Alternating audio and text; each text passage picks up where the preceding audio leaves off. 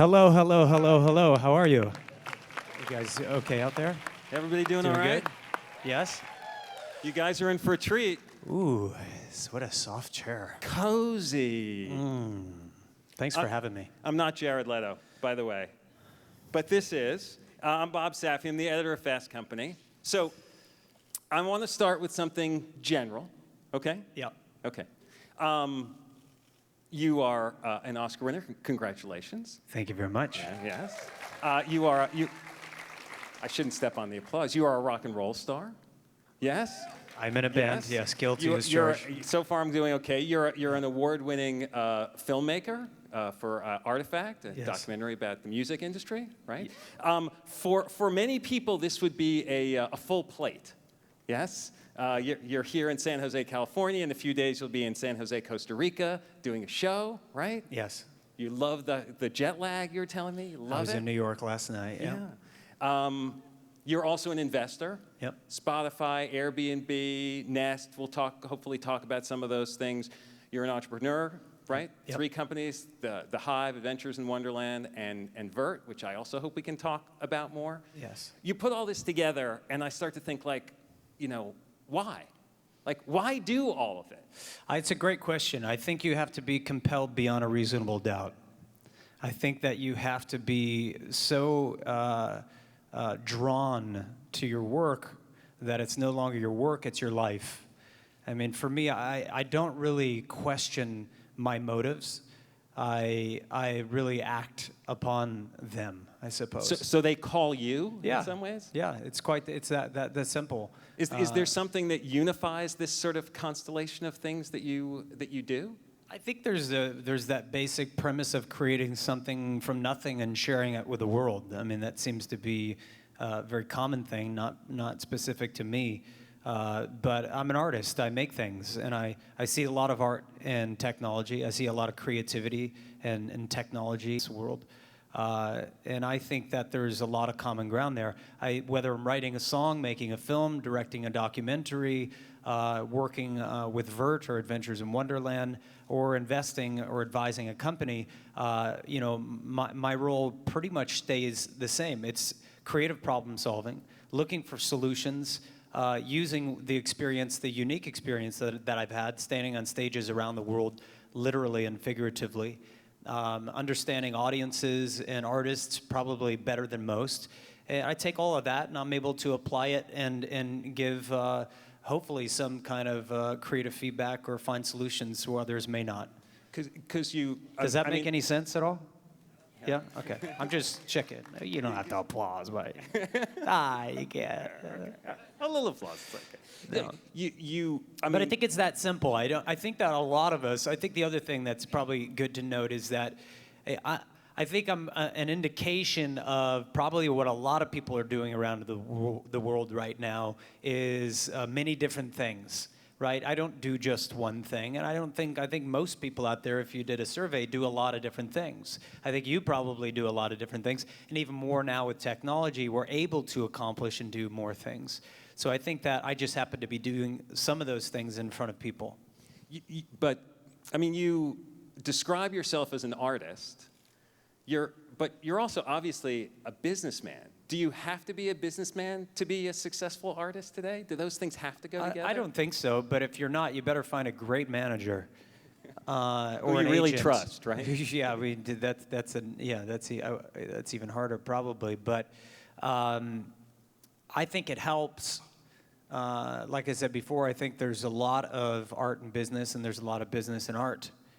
I think that if you look at some of the leaders, you'll find tons of creativity, whether it's at Box or Stripe or Google, right? You'll see people painting with ones and zeros.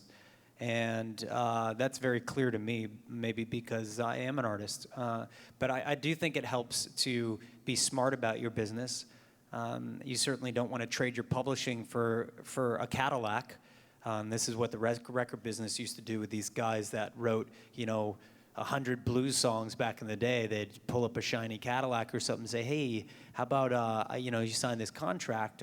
So there's a lot of advantage being taken in the music business historically. There's been a lot of advantage taken. So I think it's good if you're educated, but it's not always a necessity. Some people are more focused on the creative and unable or uninterested to be focused on the business. For me, I don't know if it's because I sold drugs as a kid, but I do what I do, and I have an entrepreneurial spirit.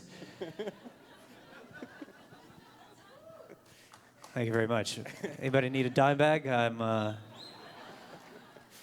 quit that days ago.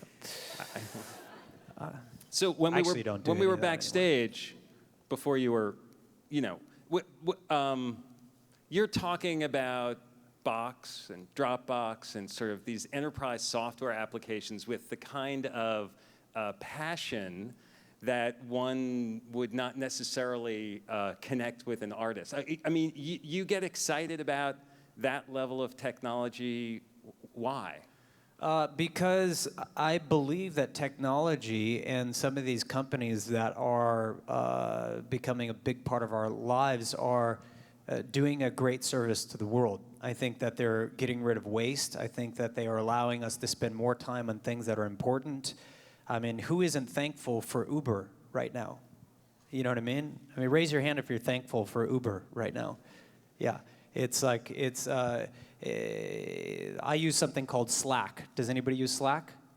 Okay. If you don't use Slack, you should use Slack because you will be very, very thankful for Slack. It's made my life better. Slack has made my email list shrink about 70%. And I know that makes you happy. These things, yeah. That's part of the reason. The other thing is I love to work with people and companies and on ideas that are transformative, that are different, that are special. And who doesn't like that? I mean, that's the whole reason we're all here, is because we're dreamers, right? We think that if we work a little harder, or if we put our ideas into action, we can actually be part of something that's meaningful. And I think that the same thing that happens when I work with a company, there is an acute awareness of the possibilities of life, not the limitations, okay? And that's the key thing to state, an acute awareness of the possibilities of life, not the limitations. The music business, if you look at the graph, it goes that way, not just in terms of overall revenue, but also in terms of innovation, in terms of optimism. As a business, not necessarily the music. Not the music, not the creative parts. I mean, there's a lot to be excited about as far as the creative parts of music, but as an overall place to spend your time and energy, right? Mm-hmm. Being in the business of music can be very difficult. The same with films, I mean, basically, when you watch a movie, you're seeing sound and image. You're watching either animated or people portray characters that tell you a story about a set of given circumstances, right? That really hasn't changed since the 20s, right? It's about an hour and a half to 2 hours, sometimes more if you're unlucky, depending on the film. But that really hasn't changed. So the innovation there is largely in how comfortable the seat is at the theater, or how much they can drive the ticket price up without making us say, fuck you. Different areas of innovation, and I think that's what I like about technology as well, is that the graph, the optimism graph, the innovation graph, and some of the other graphs are tilted the other way. Now, when you and I first met, you spent a lot of time railing about the music industry being very difficult for artists. Has technology made that in the last few years easier? Is it easier to Well, I'll tell you what's easier. It's appropriately? quicker and cheaper and easier than ever before to record music, to distribute that music, for that music to sound pretty decent. When I started and I signed a record deal in 1998, it was very expensive to make the album that we wanted to make, which sounded great, was pretty epic, took a lot of time and energy. So you had to go into a studio, You had to hire the right engineers and producers. The barrier to entry was really high. Now somebody can use Ableton, put out a track, record it in no time at all, put it up on SoundCloud or whatever your favorite platform is, and it can be heard by the world.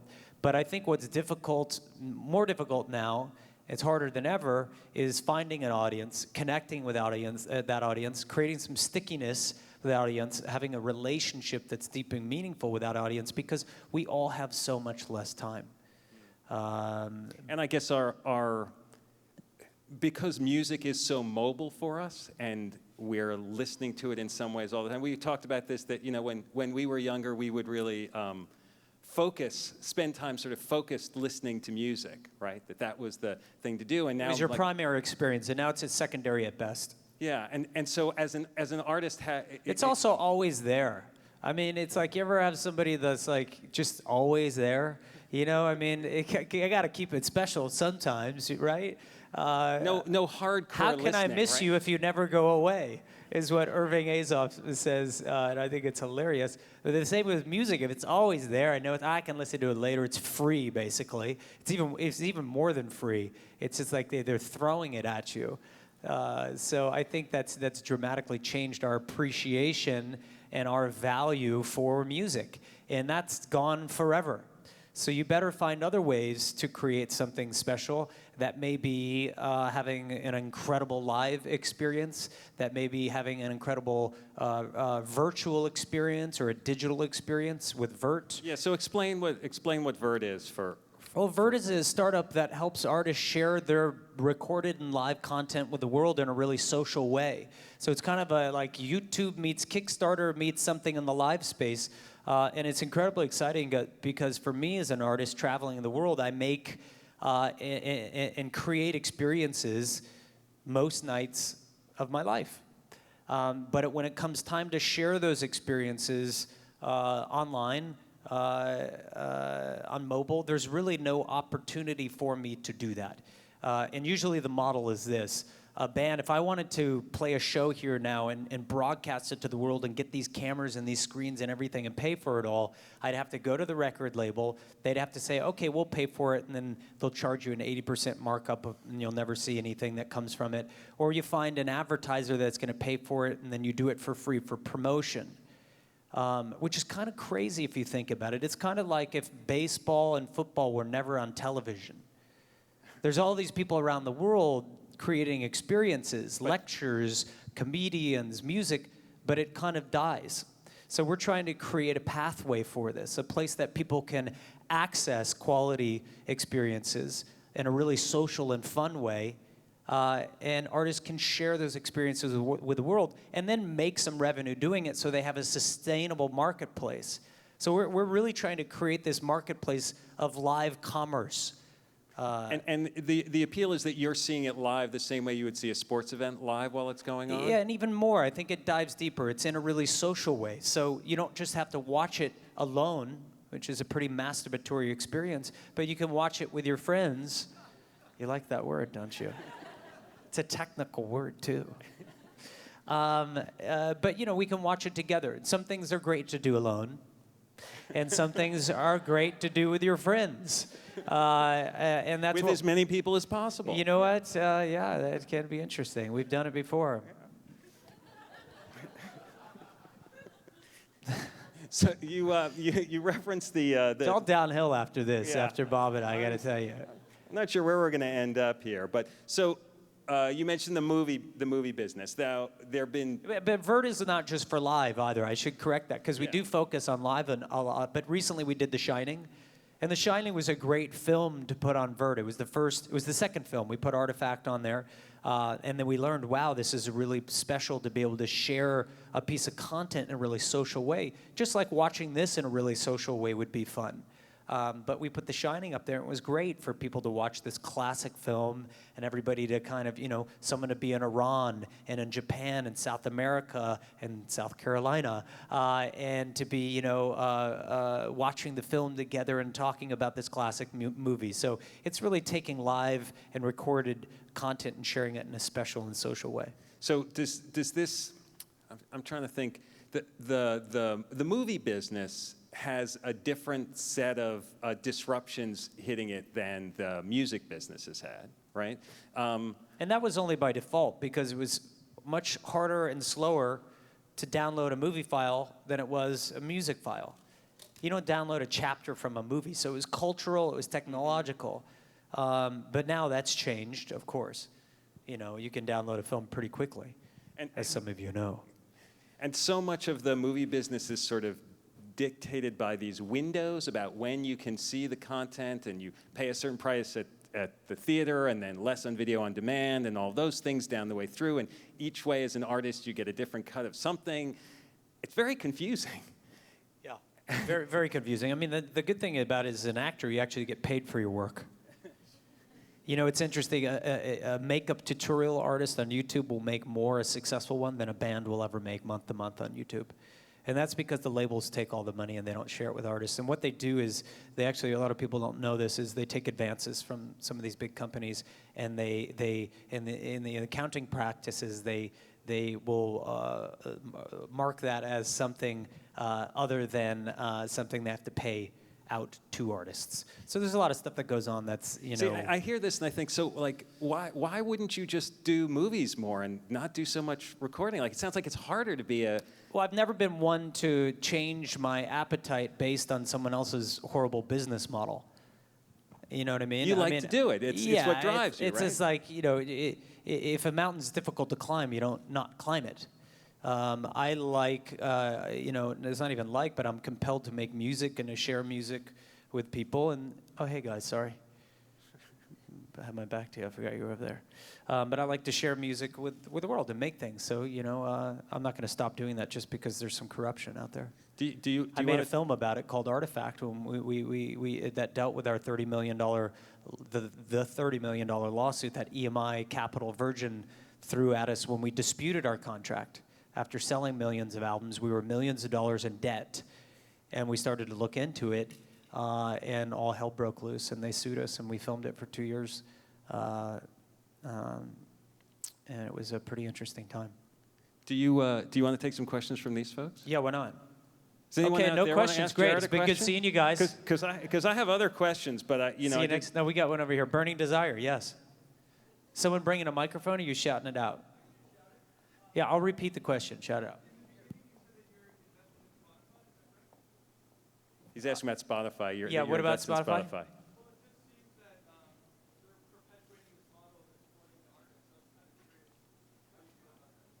Do you think Spotify's I would exploiting never artists? phrase Spotify. I would never categorize Spotify as a company that's perpetuating a fraud on artists. I think that's the wrong way to look at that company personally. I'd love to hear your experiences if you've had that experience. Certainly, the monies that are diverted to artists from streaming are pretty embarrassing, and that needs to be corrected. But you know, like I said before, there are certainly a lot of problems. There's a great deal of corruption in our country. I'm not about to move somewhere else and, you know, give up my citizenship. And we all have ownership in this country as citizens. So I think it's kind of a similar way. It's a great company to be a part of, to listen, to learn, and to contribute. And I do believe that artists have a seat at the table, should have a seat at the table where the future of this digital architecture that's being drafted up is taking place.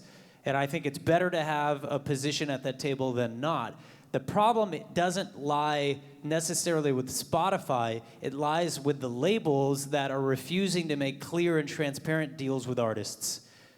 Could you imagine if they went to Mark Zuckerberg, or if they went to Sergey, if they went to all these other brilliant people and said, yeah, hey, we're going to give you some seed money, but we're going to take 80% of your company, and with the 25% of the profits, you have to pay back all the debt first, then we'll pay you your 25%.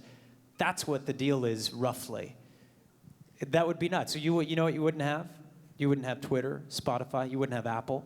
You wouldn't have any of these companies, because those people are too smart. They would have told the record industry to go fuck themselves. Jared doesn't feel strongly about this in any way. You can tell he's very... I hope that answered your question.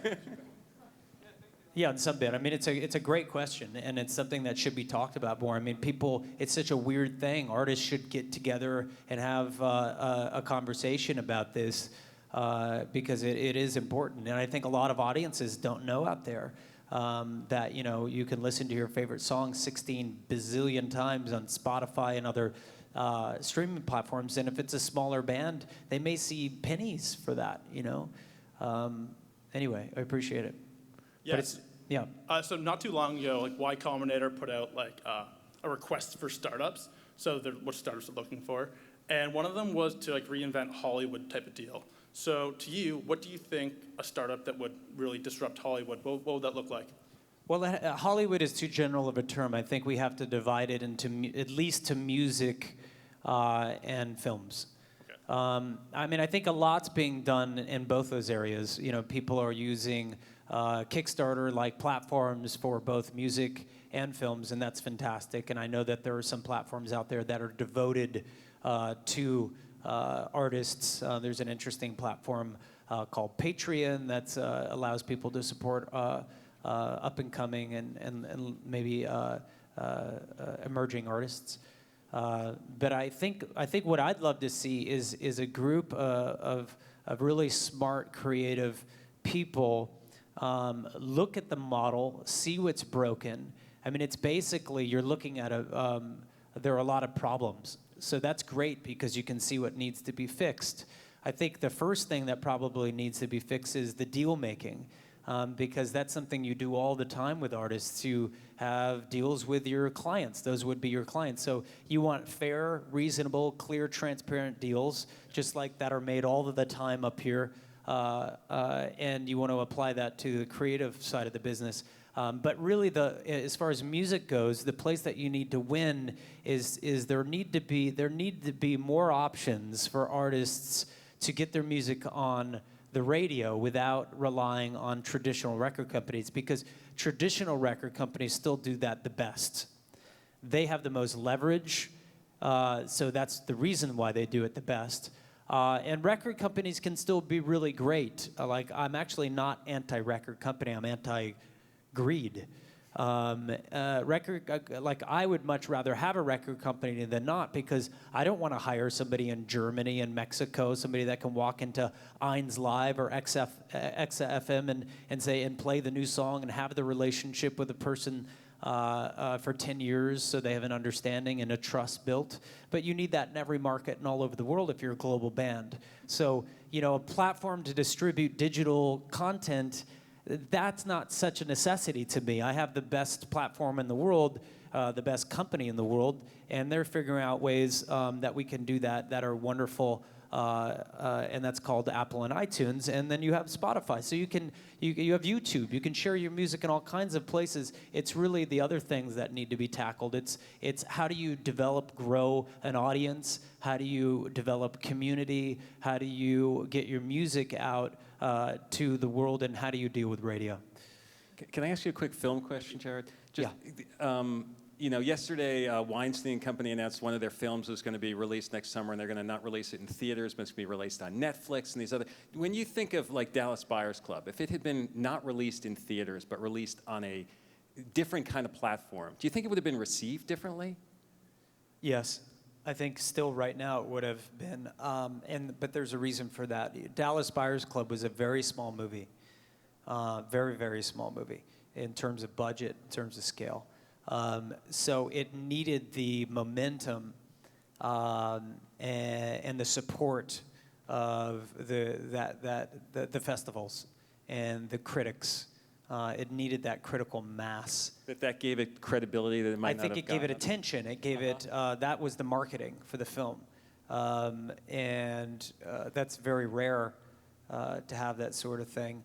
But I do think it's possible. There are also all sets of rules in place that you can't get nominated for Academy Award if your film gets shown first on television or somewhere else. Did you guys know this?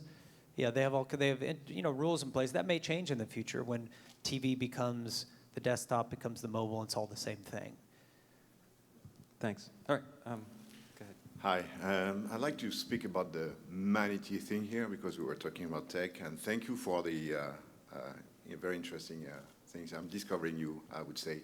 Oh, thanks. You've been to Kiev a week before I went there. I have family in Ukraine, and I was very surprised, but at the same time very happy to see that a public person like you was going at one of the worst moments during Maidan. So can you explain why you were there? You know, Hong Kong is rising today, so it's like Sure. a big mess. So I want to hear, that people want to hear why you were there, what you think, your commitment to Sure. this. Well, I appreciate the question and thank you. It's quite a rare thing to be in a business that's directly impacted, a creative business that's directly impacted by social unrest. And we've actually had that happen quite a few times. We've booked or been in conversations or canceled tours because of instability, because of protests, because of revolution. That's a pretty fascinating thing. And what that does is it educates you a little bit. It makes you aware of what's happening in the world. But we had a commitment to play in the Ukraine, and we saw band after band, everyone canceled their show pretty much. And we decided that after doing the research and talking to people that it was safe enough for our employees, our crews. We have about 40 to 50, 60 people depending on the tour on the road. But we felt it was important to keep our commitment. And I don't know how many of you actually saw the Oscars, but I mentioned the Ukraine in my speech. Sure. From you know, that was an interesting thing to have a part of my life. I didn't understand, I don't think, some of the complications and some of the effect that would have. And it was interesting to learn about that. I was the Guardian ran a piece that as soon as I said that, the Oscars went off the air in Russia, the entire country, and in several other neighboring countries. So it's interesting to see the power of words. And my commitment was to play the show and to bring a moment of fun and distraction to a place that had been in the midst of such turmoil. But the great thing about being in a band and traveling the world is you learn so much. That's what keeps us going. Do you feel like when you read about the world in the media compared to the world that you experience when you're on the ground, like are they constant, or is you're on the ground in places that most of us aren't? I'll tell you something. Even take it a step further is I've approached my booking agent, a guy named Mike Greek in London, who does all the ex-US stuff for us, and let him know about things that I saw on Twitter before I saw anything in the media, because our audience was communicating directly with us the moment it was happening on the street. There's the kid covered in blood, and this is happening, and this is real, and what are we going to do? Oh, no, it's not that big a deal, and he doesn't understand because the media is not reporting on it yet or correctly, but technology has certainly got us in touch quicker, and that's pretty mind-blowing. I mean, do you feel like the state of the media is worse than it's been? No. I think media is in a really great and interesting place because it's transparent, and I think media has to work really hard because everyone is the media now. Yeah. The power has shifted. As a musician, I used to have to beg a magazine or beg a network or a media company for permission to tell my story. Now I don't give a shit. Now I'm begging you so that I can get to all the people who pay attention to you. Right? I mean, I think it's more of a partnership, to be honest. But before, for an up-and-coming artist, you were dependent upon those things aligning, those impossible things. Are they going to pick, is that magazine, is that media company, and is that radio station all going to agree that I'm worthy enough to bring this to everyone else? And that's absurd, and that's a great thing that's changed. We wouldn't be here if it wasn't for technology. We wouldn't have had this long career that we've had. Thanks for the question. The guy took the topic out of it, but I just wanted to applaud you. I'm just a single guy, but Thank you. Thank you very much. I appreciate it. Hi, Jared. Thanks for coming out. Yeah. Appreciate you guys being here. I have a question for you about... This is a very curious audience. A lot of questions. Jeez Louise. As an artist... We're not going to get to all of them. Go ahead. No worries. I'll try to keep it short. So as an artist and entrepreneur Yes, in thank the you. space, No, I'm just everybody kidding. else go next. I was wanting to hear your thoughts on the introduction of tech into the music industry, and how do you see that beast kind of unraveling? Because as we saw with SoundCloud kind of recently gotten taken out for past damages, and other tech companies are kind of coming into the space, it's one of those areas that it's very saturated and it's very tough to compete because you always have this archaic structure of labels. Yeah, I mean, I don't think you can expect to create a platform based on, the hard work and catalog of thousands of artists around the world. That's kind of like a platform that was built for people to share pirated content all of a sudden, claiming their mission is to support artists. I think that's a little bogus. So, but there are certainly so many things that artists need help with, and building a wonderful platform that allows people to share their work or a piece of technology that helps that happen is great. Largely, the issues in the music space are business model related. Do you know what I mean? I mean, music is commoditized so much. The stock of music, we're penny stocks right now, right? It's gotten so abysmal. I feel like in a lot of areas now, there is so much content being created because of all the technological tools that are available, which is great. But from a business point of view, it means you're competing in a tremendously crowded landscape, and it's hard to get value for what you're doing. It is, and I think that the things that need to be addressed and changed are largely the business models. And somebody can come up with a way that a company could be run, and music can be distributed, and artists can be managed, and art and music can be curated, and acts can be developed in a way that's really smart and lean and powerful and design-centric and friendly, and both to the customers. I mean, if I mention a record company or the label from a concert on stage, the audience literally boos. That's insane. Imagine if you had a company and when you mentioned it, customers booed. Wouldn't you do something about that? Yeah. I mean, I would.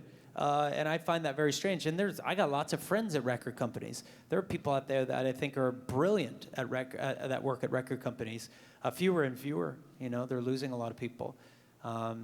Jared, we're running out of time, and I'm sorry we're not going to be able to take any more of your questions, guys. Oh, let's do one more. The bearded One more? man.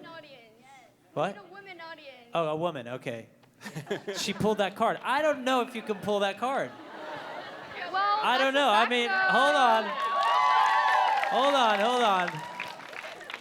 Hold on, let's do a It's test. not a card, If it's a it depends who makes more noise in the audience, the guys or the girls. Okay, all the guys make some noise. Okay, all the girls make some I noise. have the mic. I think the chicks won. For sure, for sure. He for she, baby, he for she. Part Come of on. that maybe. I'm just really excited to see you. Thank you for being here. Hey, my pleasure. And, This better be a good question because you cut in line. I hope it will be. But I appreciate your balls. Yeah. So nowadays we see a lot of collaborative efforts like Kickstarters. So as from a point of view of a musician, so we see a lot of platform of collaborative efforts. So we can hear a lot of amazing music from unknown people. But do you see this collaborative effort extended to co-producing music in the future? And what do you think about that? You mean with me and another artist? Yeah, like say you just produce the same piece of music with someone who lives so far away from you. Do you see the technology go there, or? Yeah, there's a company called Gobbler that allows artists to share music as they're creating it. It's a really they use the cloud in a really great way where you can seamlessly work on and collaborate on songs at the same time. And I think that's interesting. I think the thing about the future of technology with music is, at the end of the day, you have to sit and create something from nothing. So my question, and follow up, would it be really weird as a musician for you to not really sit with someone and feel the music together, instead of you don't really know who he is and you're co-producing such a personal thing together with the No, I person? don't think that would be weird. I mean, that happens all the time. If you use a sample, it's a piece of music that was created by someone else in another time. I use fake strings all the time, and a lot of times when I'm writing, I'll use cellos and tubas and French horns and arpeggiated.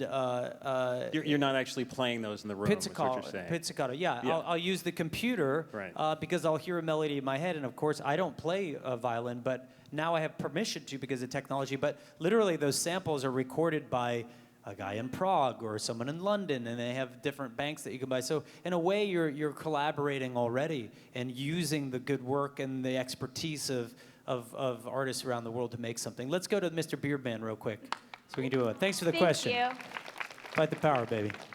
Thanks for that one. How are you? So, just to It's boil called it down, Moxie. Yeah. humanity's fucked up right now. Yeah. The world's in I shambles. have a feeling it's always been that way, but yes, go ahead. True.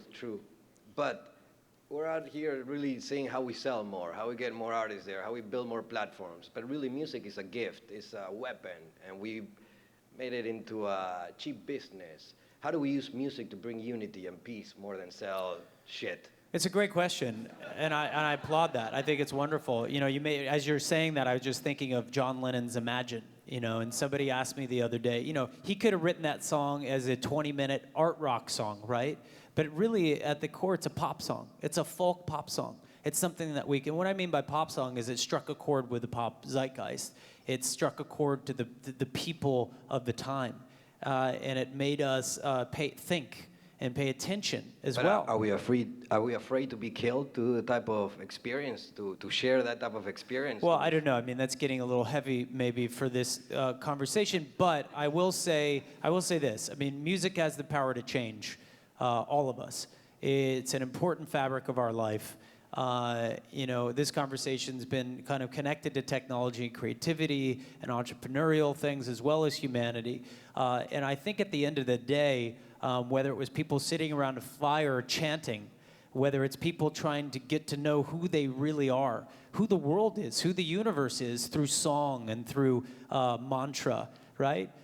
Whether it's people showing up at a giant concert hall and seeing Bono and the band sing In the Name of Love. There's something about music that's ubiquitous, that touches every culture in the world, and that's here to stay. It's I believe, the blood of humanity, and it's important to keep us all alive. So thanks for the question. Thank you guys so much. Thank you, Robert. I love you. Thank you, sir. And good night. Thanks Thanks so everybody. much. Bye, guys.